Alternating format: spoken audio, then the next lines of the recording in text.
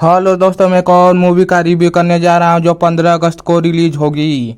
आज़ादी के दिन पर देशभक्ति से ओतप्रोत फिल्म का आन बॉलीवुड के एक फायदेमंद परंपरा रही है। इसी सिलसिले को आगे बढ़ाती है ये है अड़ूर गोपालन निर्देशित और जॉन इब्राहिम के अभिनय से सजी तेहरान। अपनी पिछली फिल्म डेवलपमेंट में भी जॉन देशभक्ति के रंग में रंगे नजर आए थे और तेहरान भी वह इंडिया के लोगों को ओकालेट डैमेज से बचाने के लिए किसी भी हद तक जाने का तैयार रहती थी। ये मूवी तेहरान कहानी सत्य घटना पर आधारित जो इजराइल एंड ईरान और भारत के कूटनीतिक सियासी घटनाओं के इर्द गिर्द घूमती है।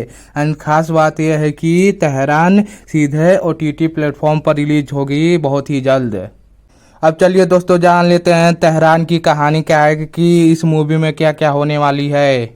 जॉन इब्राहिम के मूवी में कहानी साल 2012 में शुरू होती है and DCP Rajeev Kumar John Ibrahim अपने परिवार के धमकी देने वाले मकवाना गैंग के सरागना को सबक सिखाते हैं और लौट रहा होता है। तभी दिल्ली में ईरानी दूतावास के बाहर एक बम धमाका होता है। इसमें एक फूल बेचने वाली बच्ची की मौत हो जाती है एंड ऊपर तैर और देखने में ये अंकित हमला लगता है, मगर जब राजीव कुमार अपनी टीम के साथ इसकी जांच मिशन पर जाते हैं तब पता चलता है कि इस कार बम ब्लास्ट के तार इजराइल ईरान और भारत की कूटनीति से जुड़ी है। इजराइल और भारत के बीच एक गैस की डील होने वाली है और राजीव कुमार अगर इजराइल के प्रोड्यूस एंड फोर्स करेंगे तो ये डील कैंसिल हो जाएगी। मतलब कि राजीव कुमार अगर कुछ भी करेंगे तो ये डील कैंसिल हो जाएगी। ईरान एंड इसराइल से भारत का डील चल रहा था। अब भारत के कूटनीति चाहते हैं कि राजीव और उसके साथी मिशन को अबॉर्ट करके वापस लौट आए, लेकिन राजीव कुमार और उसके साथी सिर पर कफन बांधकर निकलते हैं ताकि आतंकवादी को सबक सिखा सकें। एंड इस मिशन पर राजीव के साथ एशियाई द्विश एंड और राजनीतिक फैसले भी हैं। जाहिर मिशन को अपनी मर्जी से आगे बढ़ाने के आवाज में राजनीतिक रामचरण अंतरिक्ष संबंध और राजनीतिक सीमाओं के चलते अपना ही देश राजीव को सत्य देता है एंड इजराइल और ईरान में उसकी जान के लाले पड़ते जाते हैं। इस मिशन में उसे दिव्य को खोना पड़ता है, मगर घर में उसकी बेटी और पत्नी इंतजार करती हैं। क्या वो अपना मिशन पूरा करके संदेश सहित लौट पाएंगे या जानने के लिए इस मूवी को जरूर देखें। तेहरान इस मूवी में यही कहानी है, इसका यही पूरा सार है इस मूवी का।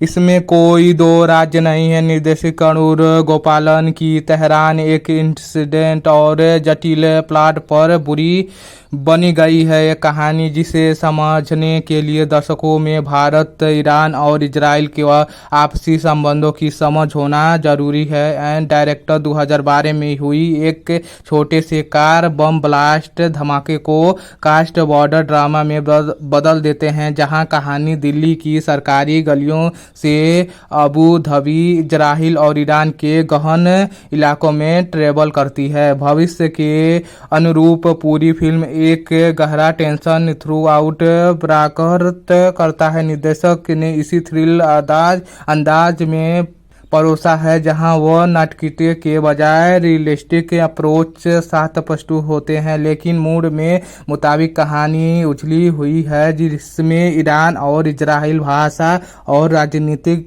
गतिरोध उछलन पैदा कर सकता है। एंड बॉलीवुड फिल्म के दर्शकों के लिए यह भी फिल्म थोड़ी हैवी हो सकती है। और अगर कहानी का भावनात्मक पहलू अगर थोड़ा और मजबूत करते हैं तो सोने का पर सुहागा हो सकता है वाली बात साबित सकती है। फिल्म की ब्रेकिंग स्पेस की कमी खलती है, हालांकि यह उनकी बुद्धिमत्ता की परिचय भी देता है। एंड सिनेमेटोग्राफी के कुप्रत आदेश मैंने से तेहरान की ताग गलियों की हलचल बारे में बाजरों के अंधेरी जगहों को बखूबी से फिल्माए हैं, रियल लोकेशन कहानी को रिच बनाते हैं। एक्टिंग की बात करें तो राजीव कुमार के रोल में जॉन इब्राहिम और तिरके में चमकते हैं। इंसिडेंस, एक्शन, एड्रोट और देशभक्ति से खुशबू से में रची बसी भूमिका में जॉन इब्राहिम महारत हासिल कर चुके हैं। यह भी वो उसी निसार करने वाले अंदाज में नजर आते हैं। दिव्य के रोल में मुंशी सिल्लर जाची जबकि शौले की किरदार को नीरू वजाय ने काफ़ी विस्मरण बनाया है। आतंकी के किरदार में हदी खान खजाना पर कुछ और प्रभावशाली लगे हैं। जॉन की पत्नी की छोटी भी भूमिका भी बावजूद मधुरिमा एंतुली छाप थोड़ा जाती है। सहयोगी कास्ट में दमदार हैं।